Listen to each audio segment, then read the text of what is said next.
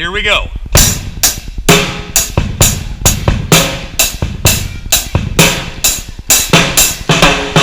I believe that I am great.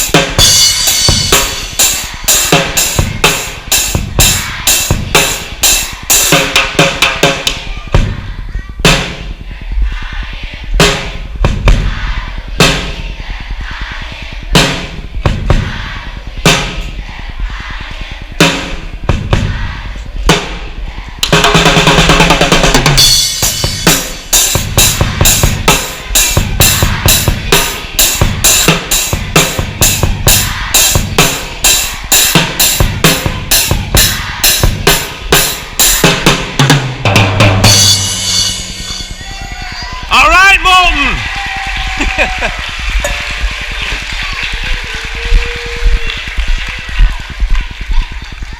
Go out today and every day and make great choices.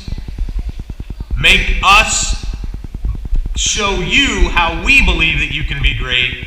And know that as you learn this year, as you make new friends this year, as you try new things this year, if you do that in a way that looks at the 5 letters of being great, growing, respectful, responsible, educated, accepting to all, and thankful, we will all have a fantastic year together.